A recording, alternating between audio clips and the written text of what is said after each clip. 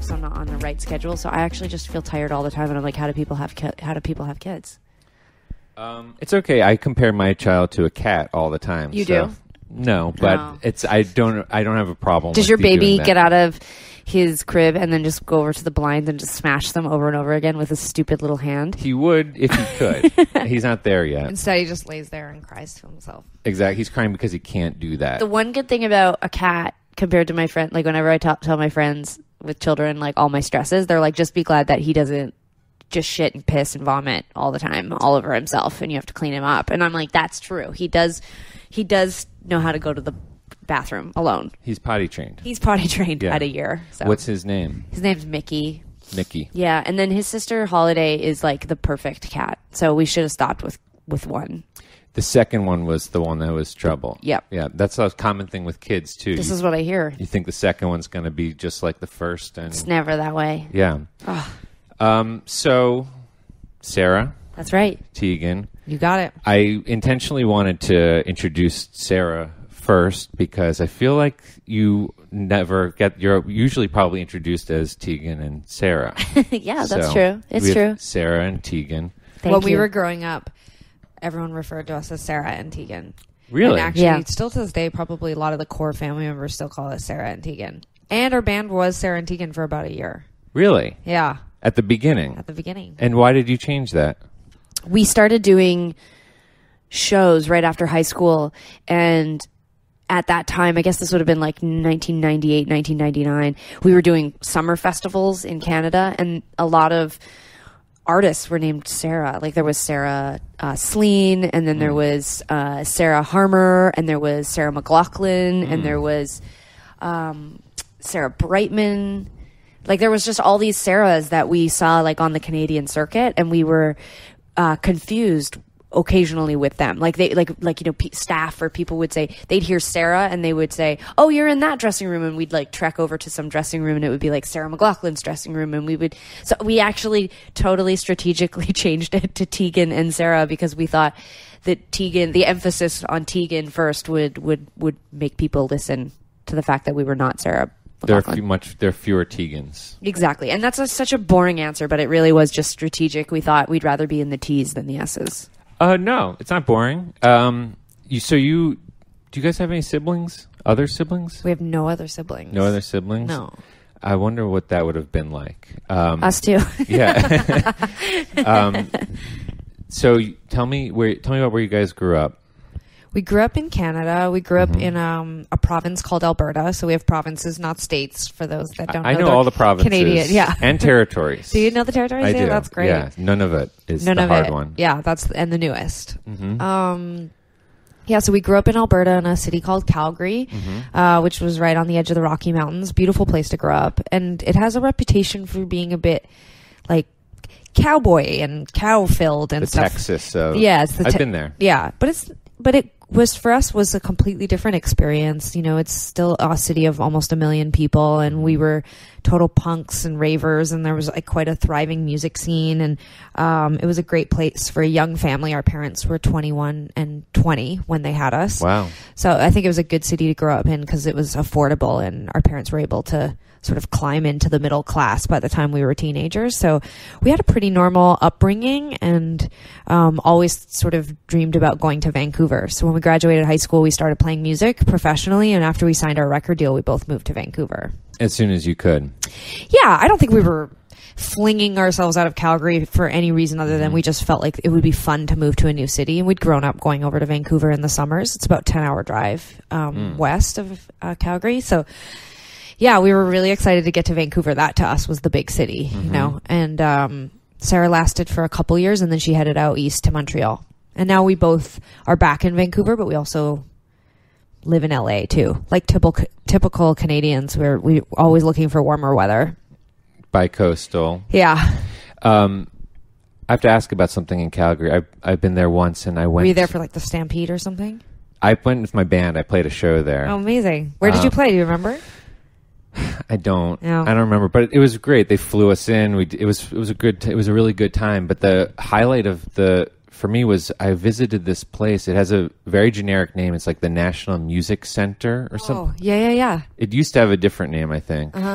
It's like a museum of synthesizers. Yep. Have you been there? This is all fairly No. recent. Yeah, this is like fairly new to Calgary, but was a very big deal when they were spending all the money. And it's in the East Village, which is like a new development in Calgary. And It was like the secret. Someone like tweeted, you have to try to go to this place. And like, was it amazing? Did you love it? what's amazing is they have the history of keyboards, really, going back to organs. And because it's a private collection, you can play every single one. Oh my God. Yeah, it's like... We'll have to go. We moved away, so technically we moved away in 1999. Wow. So sometimes people ask us questions about Calgary. Actually, someone just recently asked us for the Junos, which are our Grammys. I'm sure you know that. But they asked us to pick all of our favorite places in Calgary, and I felt like the choices that we made were so 80s. We're like, well, our dad used to take us to a place called Devonian Gardens, and I'm sure probably Calgarians were like, what the hell? But that sounds really amazing. We'll have to go. We're going in the fall, so we'll have to go check it out. Do your parents still live there? Our dad and stepdad both still are in the Calgary area. Our mom moved out to Vancouver like 8 years ago or something. Yeah. So we have a huge group of friends, though, that still live in Calgary. So we actually get up there quite a lot just to visit and meet all the new children and just hang around and Go to Devonian Gardens. Very popular. Very popular spot. I never expected to be giving you a recommendation Thank for you. your Amazing. hometown, but Yeah. I feel really good about myself now. Well, where is your hometown? I've been here for 15 years, so Are you 15 years old? I'm not 15 years old. I grew You up look in. so young. You look I very young. appreciate it. Where did you grow up? In the Washington D.C. area. Yeah. But I always wanted to be a New Yorker, and became one as soon as I can. And Yeah. I married one, and I have a son here. So I'm doing everything I can to be a New Yorker without being born here. I think after 15 years that counts, because I've officially now, of course, been in Vancouver 16 years. And I mean, Calgary will always be home. It'll be a home, but it's a hometown. You know, it's like when I land in Vancouver, I get butterflies. It's my place. So you were a band. You were playing music together in Calgary as teenagers. You moved to Vancouver to do music again, but you mentioned that you moved. I moved Sarah to moved to I moved to Montreal. Montreal, yeah. At what point was that in Tegan and Sara? 2002. Okay. I moved to Montreal, which was a fairly aggressive choice. I mean, it sort of sounds like old fashioned, but like I didn't have internet at my house. I didn't have like a cell phone. Like it's like things are so easy now. Like I feel like I could be like, oh, Tegan, I'm going to go live in Spain for a couple of months. And she'd be like, cool, have a great time. But I think back then, like moving to Montreal was sort of like moving to Siberia. Like how were we going to make music and how are we going to have a band? Those were like the questions everyone, including my managers, were like, are you quitting the band? Like, what is this all When Sarah about? called and told me that she was going to move to Montreal, one of our biggest fights was over, we owned a Mac tower and a Pro Tools rig. And I remember we were like hysterically crying because we were trying to figure out how we could afford a second one to fly, so Sarah could have one in Montreal. So you could both work on music. So we could work on music. Yeah. I mean, it was like, it was just- crazy. there was just such limited. I mean, this is like totally like who cares, but I mean, it's funny because now the drama of that time feels so stupid or like small. Like it's hard to, I think, really truly give the context of what was going on without being a bit tacky and being like, okay, my tax return that year, I mean, I made $21,000, you know, like I didn't have any like buying even one plane ticket to Montreal seemed like that was like a one-time thing I could do. And then I was like, how will I get back? Right. You know, so there was a lot of uncertainties and Well, why'd you go?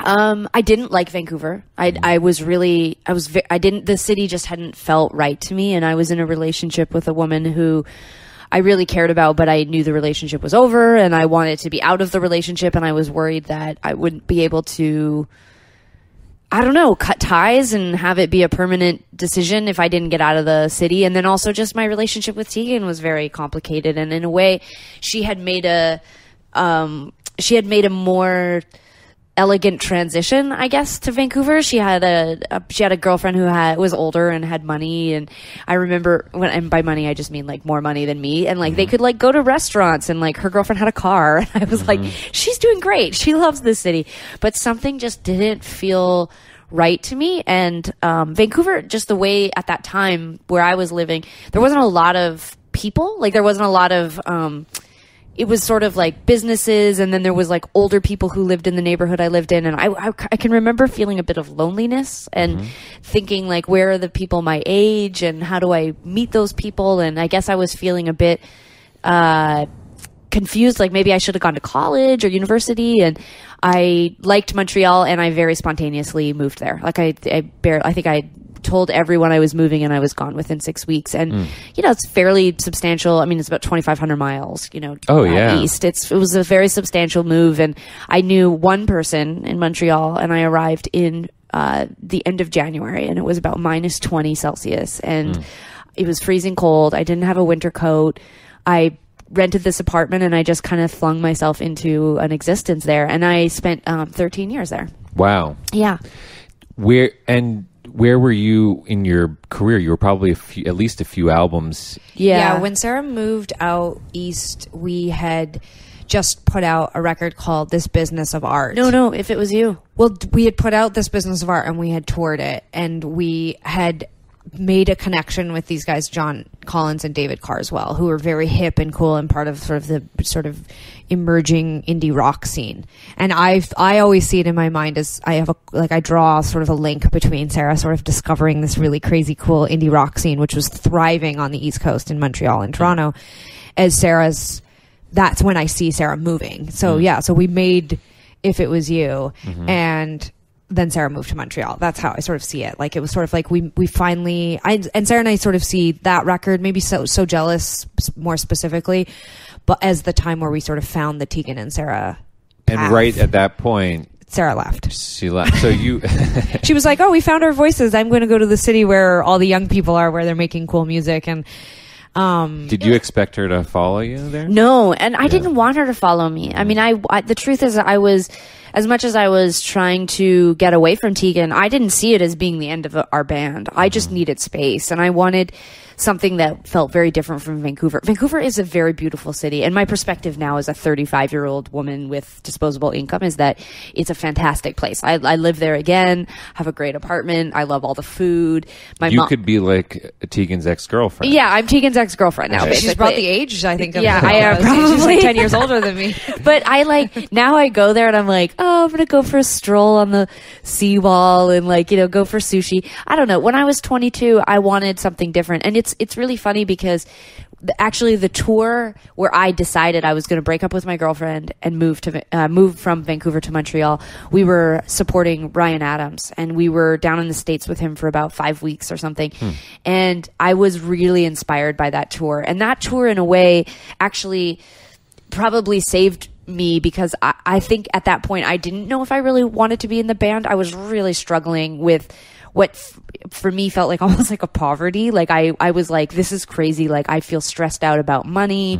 I feel stressed out about my future.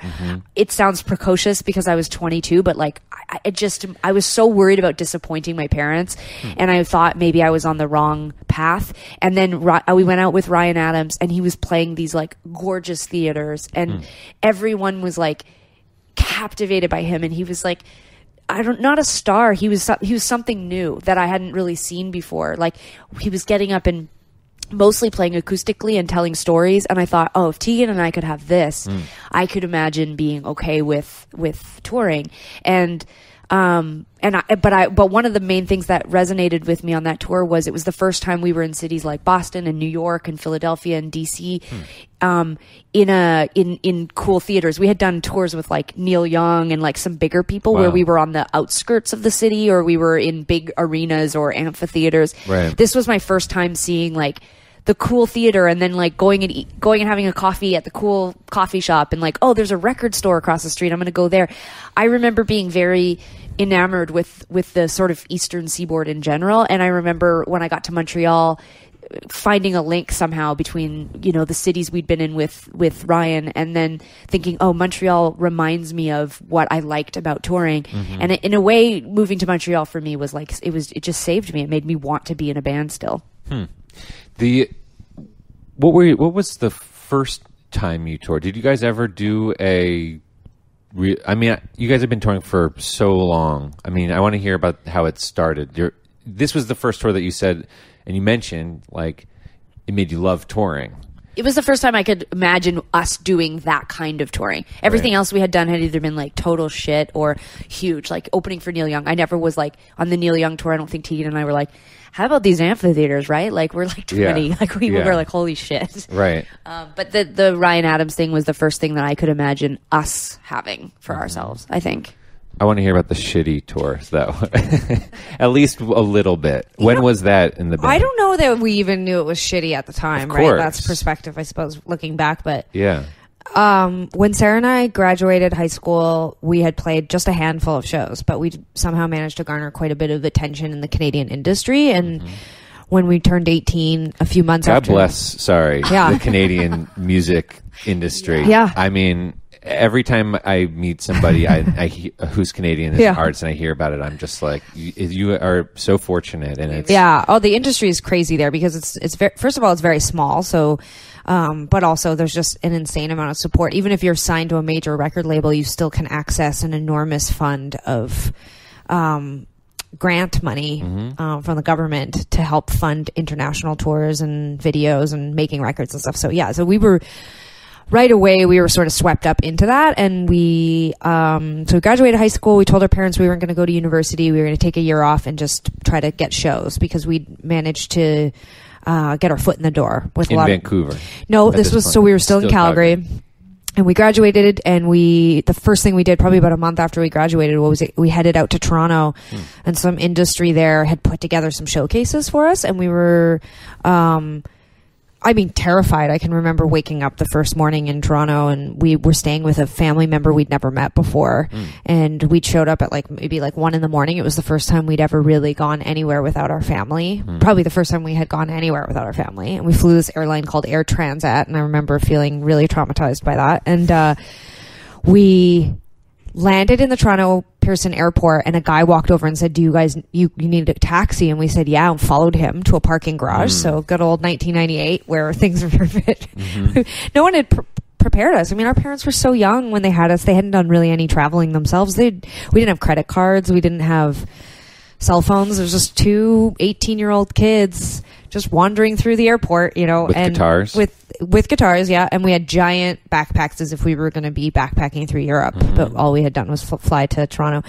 So we but go. In some ways, it was your backpacking through Europe it truly phase. was. Yeah. And we were on our way to do that too. Eventually we knew that, so we were prepared for it. But we got in the car with this guy. It was a Blacktown car, and we survived. Obviously, we're here today. But dropped us off at the Radisson Hotel downtown Toronto. Our aunt lived in the residences above it, and I can remember meeting her and going to sleep and waking up, and she had no blinds and looking out at Lake Ontario, and just it looked like the ocean. I can remember that, and I had no idea Toronto even had water. Heavily landlocked in Calgary. Yeah, totally. It was crazy. But anyway, we just played a handful of showcases there, and then went back to Calgary, and that was sort of it. We both got jobs, and my mom and Sarah and I would periodically have screaming matches with each other because my mom obviously had raised us, as a single parent for a good chunk of our lives, had gone back to school when we were young and gotten a bachelor's degree and then a master's degree, and was horrified that we'd chosen not to go to school. And so that first year and a half was really tough. Sarah and I struggled. Were you living at home? Yeah, my mom had bought a house and had a basement suite, and so Sarah and I paid rent, and we both had to get jobs, and my mom was basically like, every single second that you're not working at your shitty jobs, you need to be sending out demo tapes and packages. If you're going to play music, you're going to take it seriously. What were the jobs? Sorry. I worked at a coffee shop, and Sarah worked at a record store. Great. I think that's generous. I worked at the equivalent of Best Buy in Canada called AMV Sound, and I worked at a cash register. I never touched any CDs except to put them in a bag. It's a pretty big record store, though. Well, I guess. Girls didn't work in the music department. I remember, seriously, they didn't. Girls were cashier. I mean, it sounds like it was the 1970s, but it's like all the arty department, the music and books department was all men, and the stereo department and car stereo department was all men, and then women worked at the cash registers. So obviously neither of us were really excited by our career choices, so we were very motivated, and I would spend every available second making packages and sending them out. We'd done a demo deal with a subsidiary of Universal called Mercury, and we went into the studio 3 times and recorded a handful of demos, and we would play shows, and I would pack up, orange manila envelopes and send them to every festival that I could find. I would use dial-up on my mom's computer and write down all the addresses of the festivals and send them out. What was your live setup at that time? Just the two of us. Just like we would just both play acoustic guitar. We actually had a guy named Aaron that would come and play. His wife worked with our mom, and he would come and play drums every once in a while for us. But mostly we'd fly back and forth to Toronto. Every once in a while we get an opening gig. We opened for this really amazing artist in Canada named Hayden a couple times. And Hayden's management saw us, heard our demos, and ended up flying us out to Toronto. And we did a few more shows there. And they were like, okay, we want to manage you. And that was sort of the end of the first year out of high school. Pretty good. It wasn't bad. It wasn't horrible. Like, yeah. The bad stuff came later. Yeah. Like, we threw ourselves into touring in this way where I'm sure lots of bands do it, but because we were alone, it was sort of like, it seemed more harrowing. I think we were like taking the Greyhound bus overnight. Well, that started to the second year. Like, that first year truly was just like play shows at home, get a few opening gigs, fly to Toronto. Like, that was that first year. So mostly it was just exciting because every couple months something cool would happen. But Sarah's right. Once we recorded our first record, we borrowed 10 grand from my grandpa. Wow. Put a budget together, made the record, hooked up with this management company, and then started to put together strings of shows. So it would be like, okay, you've got a gig in Guelph, Ontario, and then Windsor, Ontario, and then there's 3 days off, and then 2 showcases in Toronto. So we'd pack up those big giant backpacks and we'd fly out to Toronto, and we'd sleep on random people's couches. And at first it felt pretty normal. Like, everyone was like, this is what bands do. But then all of our friends were like finishing their second year of university, and we were still doing that. And I think that's when it started to be scary. We were sick all the time. Some of the goodwill that people had showed us at the beginning, it was sort of like, okay, now we need to scrape together the $85 to stay at an Econo Lodge. And we need to figure out how to go to a bank and convince them they should give us visas, because we need to put plane tickets on a proper visa, not on our dad's visa. These real life things started to hit. And I think it was then that the depression and the shittiness started to sink in. Like, we were running a business. We weren't signed yet. We didn't have the luxury of a team of people helping us. It was like, holy crap, we only have each other. It was really different too when we were like clearly children. Like, the people were so willing to help us. Like, that was such a naive time in our lives. The things that I remember leading up to, I don't know, the good years are the days where, we have all the same shady stories that anybody has, like the promoter who wants to take advantage of us and not pay us, or, the really, really homophobic people who we would interact with who would make us feel super embarrassed and ashamed, and the stage techs or the crews that would make fun of us at the venues or make like dyke jokes or whatever, and like try to help you with your own equipment. Well, God, we would have probably interpreted that helping as kindness. Like, the truth is mostly what we were used to was people making fun of us and being hard on us, and we were alone. We didn't necessarily even have that incubation of like crew and band that sometimes insulates us now from what people say or what people do, and we were just alone. It doesn't sound like you were necessarily part of a scene. There was no scene. Yeah. We were often really relying on, we were doing a lot of opening or support gigs, and if we got a good support gig, it was a great tour. But if we got a bad support gig, oh my God, it would be like, well, and that was the terrible. End of the second year. Basically, we worked with a management company for just a handful of months, but one of the great things they did was recognize, and this was partly in conjunction with the industry we'd made friends with, said, you guys are so young, and people, if they get a hold of you on a major label, they're going to just try to have way too much control, and you guys should just try to find a path that allows you to learn and grow and develop. So the management company that we worked with, one of the great things they did was help us get a list together of all the indie labels that were coming up that were run by artists. So Madonna had Maverick, and the Beastie Boys had Grand Royal, and Neil Young had Vapor Records. And Elliot Roberts, who's managed Neil for most of his career, flew up to Vancouver, and we played this very famous venue that's gone now called the Starfish Room. Wow. And this was probably the spring of our second year out of high school. It was sold out, 300 people. Fans, real fans. Because we'd gone to Vancouver maybe 10 times by that point, played a bunch of shows, opened for a bunch of people. Most notably, I remember we opened for Juliana Hatfield, and we were so excited. Oh my God, we were so nervous, and both thrust ourselves in her face and introduced ourselves. I'm sure she was like, who are these children who come into the venue? But anyway, we played the show, and Elliot took us for dinner afterwards and said, he echoed everything that had been said to us already. If you sign with a major label, you have a very small shot of having a career. It's going to be hard. If you don't sell records, you don't do what they want, you'll lose your deal. But if you sign with an indie label, forget it. Even if it's mine or someone else's, you'll have a career.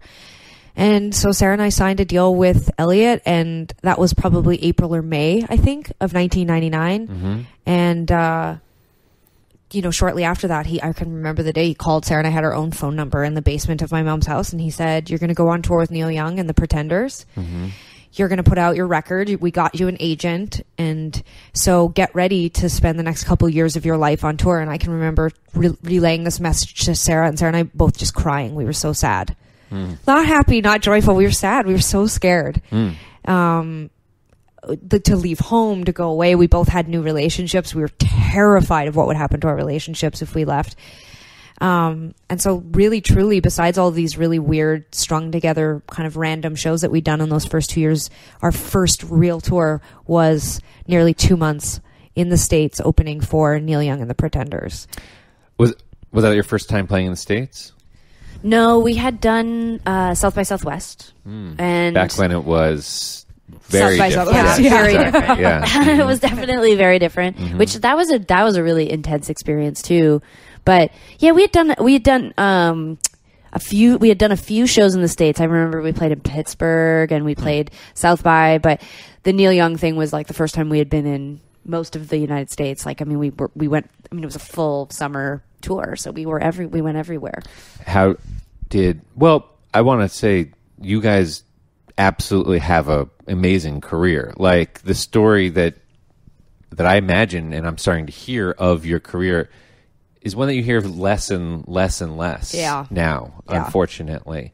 And the person who said that turned out to be absolutely right. Yeah. All that advice. Elliot gave us great advice, and I think that I don't even know if we truly understood it when he gave it to us, but I think we latched onto the concept of having a career.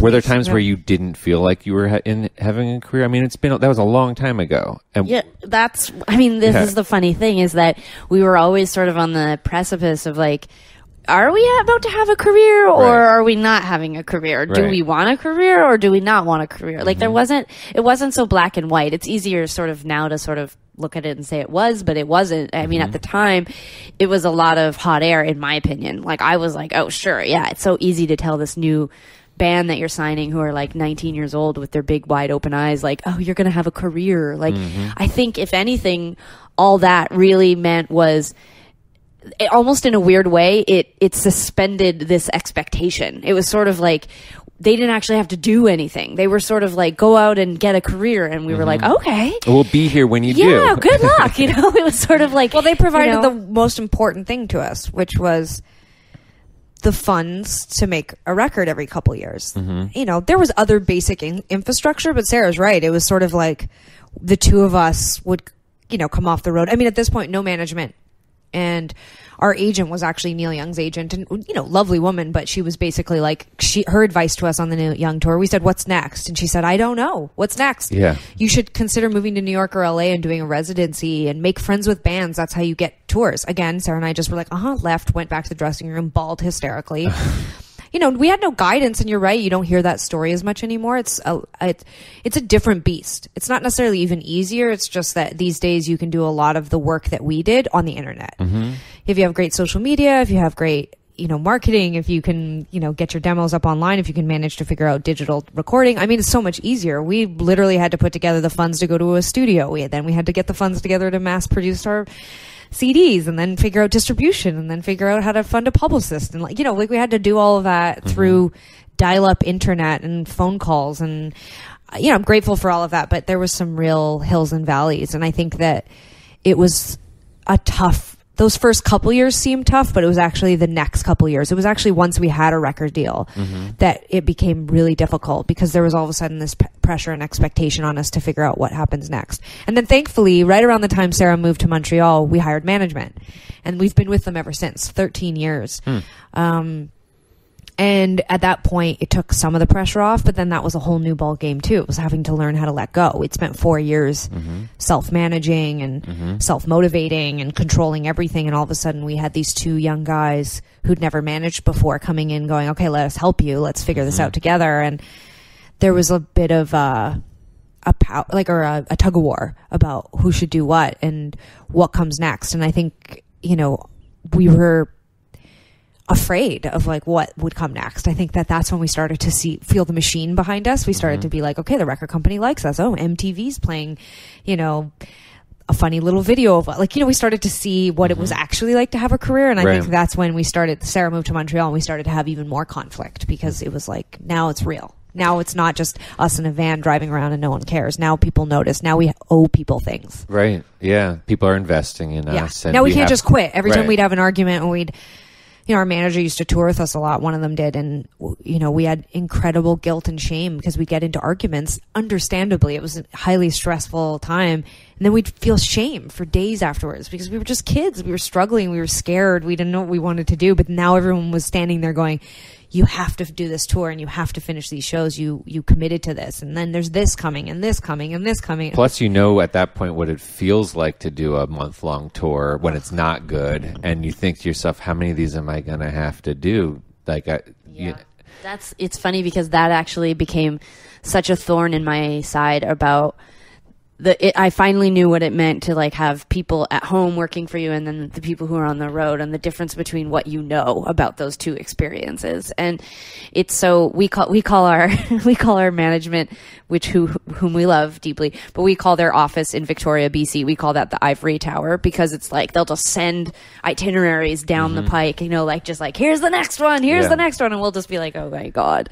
And there was a lot of years where I know for myself anyways, I didn't like the sensation that I was working for people. I had, at least at the beginning of our career when we had no career, I knew that we were striking out on a path that was our own. And I knew that I was in charge. And part of breaking away from Tegan and moving away from my mom and moving away from Vancouver was about continuing to have autonomy. I wanted more autonomy. I wanted to be my own boss. I wanted to be able to create and structure the life that I liked and that I wanted. And now I recognize like the entrepreneurial spirit that I felt back then, but I was sort of lashing out in a really immature way.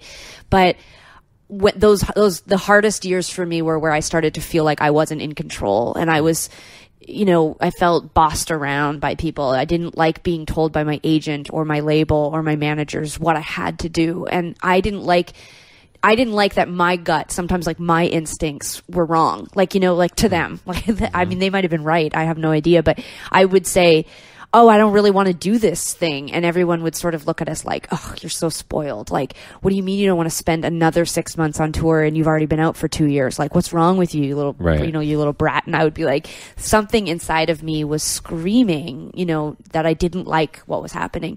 And I think we didn't have the language or the skills to say that we felt scared or that we felt unsafe or that, at that point, our whole world was like straight, white, dudes like who were who didn't feel like allies, and I felt lonely and I felt like I was always, there was this like almost like PTSD or something. Like we would get something, like they'd say, oh, we got you this festival, and I'd be like, oh God, like I would like have this like reaction immediately that now I don't have that anymore. But I think it's because we have a crew and a band and people that we love and care about and feel safe with. But Tegan and I were constantly going to like our new first day of school in a new city, and I just would be like, oh God, here we go. Another like 150 like white straight guys with guitars and bands who are super cool with their girlfriends and leather jackets. And Tegan and I would kind of come strolling into these situations and feel really off balance. And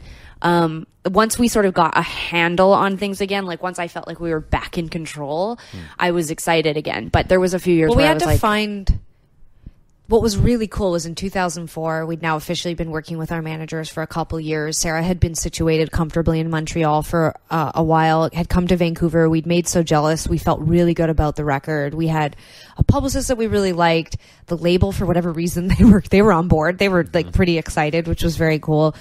we started getting all these really neat opportunities, opening for the Killers. You know, MTV did like a special artist you should watch type thing. You know, some real genuine enthusiasm, and I could feel our confidence building. But it was near the end of that record that artists like Matt Sharp and, you know, Hunter Bergen from AFI, like people like that started reaching out, and we started to get this weird sensation of having community. And it wasn't necessarily the bands we were being grouped with, and yet these bands were reaching out. And I can remember at the end of that record, when we were working on our record, The Con, feeling like a new sense of community and identity, and being like, oh, this is the kind of artists we are, and these are the kinds of people we associate with, and these bands like us. And so now we're starting to see this kind of fan. And like, I think we just started to figure out who we were. And so the tours got shittier. I mean, sorry, better. Like the shows were better. Like the shitty shows started to be less and less. Like I think we started to really show up and be like, oh, this is the Tegan and Sara show. And we started to be grouped in with people that liked our music, you know, like that thing Sarah's describing about showing up and playing with a bunch of bands who didn't get us. Like, I think it's just because we were being slotted in to the wrong places. People were always trying to figure out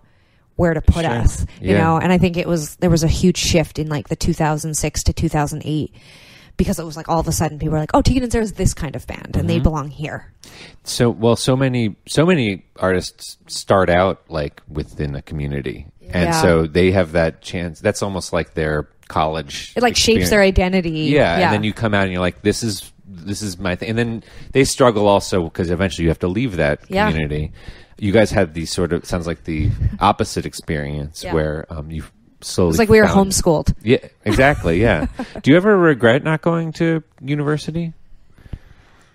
It's a really tough question, because I guess I have the understanding now that everything that happened to us was important, and it's really shaped our lives. Like I don't want to go, when I think about going back like quantum leap styles and like changing things, I know it would change who we are now, and it would change the sort of steps that it took to get where we are now. But you know, for me, I mean, in a lot of ways, moving to Montreal was going to college. I had to meet an entirely new social circle, and that social circle happened to be people who were in school. So my first girlfriend, when I got to Montreal, she was going to Concordia Art School. She had like a weird arty haircut, and all her friends liked like peaches, and you know, I like Chicks on Speed, and I was like going out to like, you know, all these weird clubs, and like I got really into politics, and those are my college years. Right. I felt so free during that time. Like when I first moved, I felt so joyful and happy and excited, and none of it had anything to do with music, you know, and that was something that was really exciting for me. Was I was completely immersed in this community that was, they were fans. I went to shows every night. I was a fan. I didn't care about being in with the bands. I was in with the people who went to see bands, and it rejuvenated sort of my passion for music, listening to music, but also, you know, I guess as a byproduct, making it again. And so I don't know that I would have been excited to be in the sort of academic world that my friends were in. I liked being sort of adjacent. I was like, that was enough.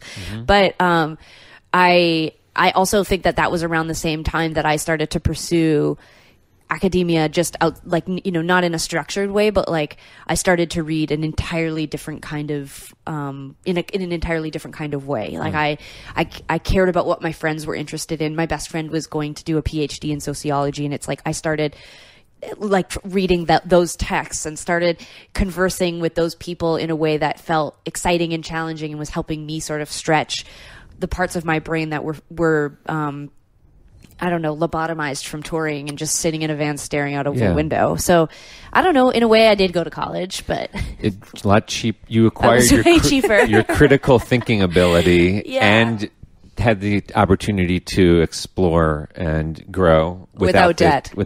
Yeah. Great. So, well, the way you're talking about things, it sounds like you're pretty happy where you landed and where you've ended up right now.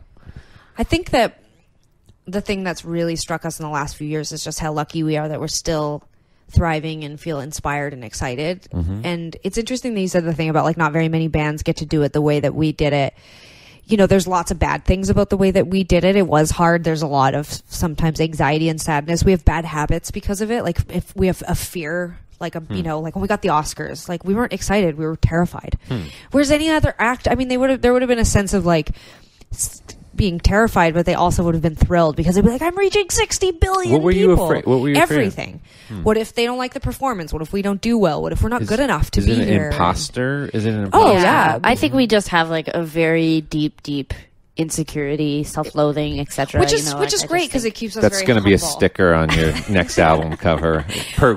Great sticker. I think it's kept us very down to earth and humble, Of and course. it's also kept us Yeah. incredibly hardworking.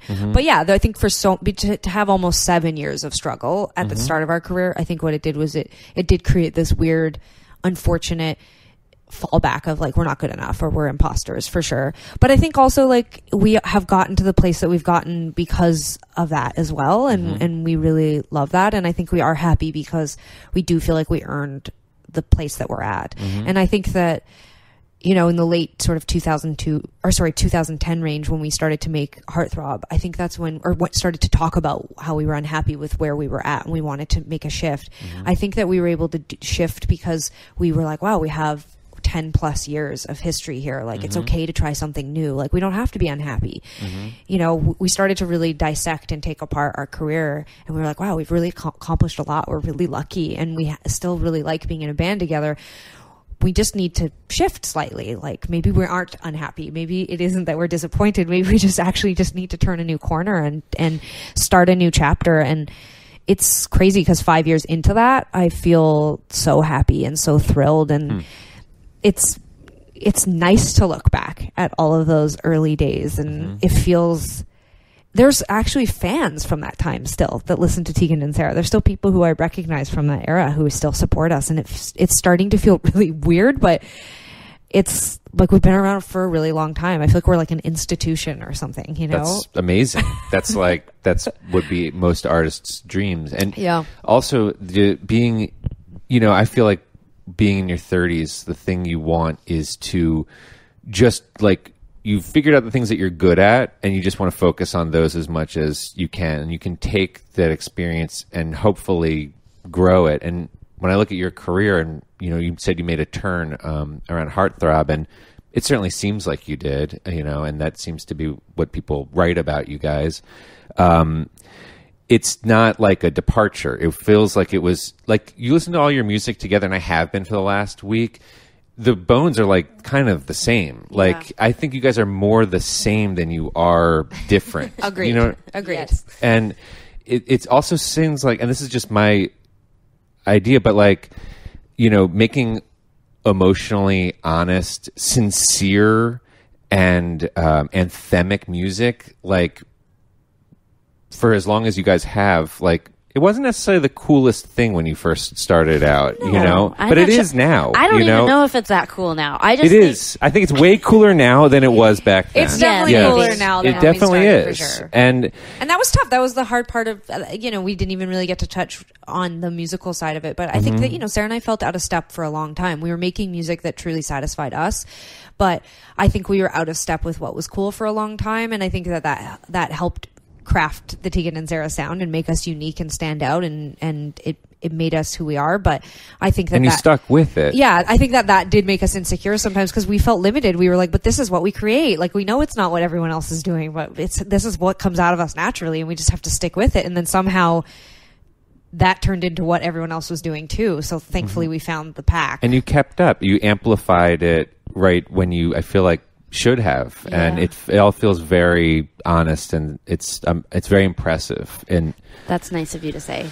It's it's funny because one thing that I'm very keenly aware of, especially right now, getting good press for this is like mind blowing to me sometimes when I see so many good things, because for the longest time it almost felt like there was a lot of bad, and then you would find one like beautiful flower in the middle of all of the shit, and you'd be like, thank God someone likes us. And now I feel like this real sensitivity, because I'm like, I always felt like we were out of step, but I also always felt like we were unique. At least we had that. And sometimes I'm really sensitive because I'm thinking, oh God, like, at what point do we sound derivative? Like, at what point, like, does being suddenly accepted and people liking you and wanting to do what you do and sort of cop what you're doing, like, at what point do you have to change again to make sure that you're now not, like, totally in step with what everybody is doing? And in a way, although musically right now maybe we're at our peak cool, for me, the test then is to be, to push what we're saying or what we're doing outside of music. Well, maybe that's what makes us so lucky is that there really can't ever be anything like us. Like, and maybe that was what was so but tough. musically, I think but I don't even mean, I don't even mean musically. Like, I just mean like even how we do music, like even how we sing, even how we move, even how we talk, even how we dress, even how we look. Like, it's not necessarily ever going to look or be like anything else that's out there. So like, I don't know, like I just feel confident that no matter what, we still kind of stand out. Like, we still are kind of awkward in the middle of all of this. Yeah. I don't know if that was exactly what I was trying to say, but I guess I was just trying to say more like not musically. Like, I'm confident that what we're doing musically right now is the right thing for us. But I think that I can already feel that sensation of worrying that we already going to have to pick something different moving forward. Like, if we want to continue to sort of be a little out of step, which is sort of a comfortable place for us, there's already something going to have to change. And that to me is like what fuels being in a band for this long, is like being confident and sitting back and thinking like, we finally did it. They really get it now, is like, that's a band killer, you know. It would be over for me. I think it's fair to say that there'll never be a time in our history where we'll sit back and be like, yeah, we did it. We're super comfortable. But you could. I can see how that could be a thing, you know. And I think right now I'm already like, okay, what do we do next? Or how do we push, you know, the message? Like, even though it's a pop record and it's accepted and people like it, I'm already thinking like, how do I push the limits, you know, in the interviews? Or like, how do I get we're doing all these music videos right now, and the first batch were sort of more like our cute, fun, like, hey, we're back, everybody. What do you like, dogs? Like, here's some dogs.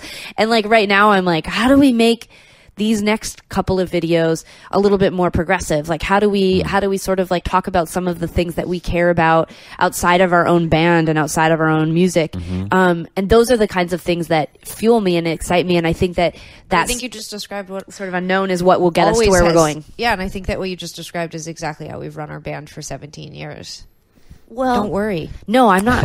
Trust. No. Trust. The point, I don't think you're hearing me. The point is worry. That's the point. The point is let the anxiety drive you. This car is like, I'm like a Prius that runs on anxiety. You can't change it out. And You're what, like a Mustang with the top down? This is the thing, is that I'm agreeing. You're right. We're saying the same thing. I'm saying like not to worry, but yes, I think that's what we're always doing, is we're always digging inside of ourselves for something new and interesting. We're always pushing each other, and I think we're aware that sometimes makes the people who listen to us uncomfortable, but I suppose that's why they're still with us 17 years later. I also, and I don't want to speak for you, but like, you've been doing it for 10 years. You can trust that if you keep digging inside of you and there's still stuff there, there's a really good core and foundation. There's probably more stuff there. I think there must be, right? So, and well, from an outsider, that's what it seems like to me. And it also sounds like what Tegan is saying. But I think that it sounds like you guys have such a good relationship, you know. I think we want the same thing, you know. Yeah. I think that that was probably the turning point for our band, was when we established that like neither of us want to play it safe, and neither of us take this for granted. You know, we truly understand how significant it is now. And going back to something I said earlier, I think that responsibility and that team that sort of made us feel like afraid, like, oh my God, now we owe everyone something. That's actually a lot of the fuel now. It's that we aren't just doing this for ourselves. Most importantly, we are, but like, we aren't just doing it for ourselves. There is this really incredible team of people, this legion of fans who've supported us. And I also feel a responsibility in the industry to move things forward and to continue to shatter all of those misconceptions about what women can do in our industry, especially queer women. So lots to do still. And I hope that you continue to do it. And thank you for talking to me. Thank you. And I appreciate it. And I know everybody listening wants the same thing. Awesome. Thanks.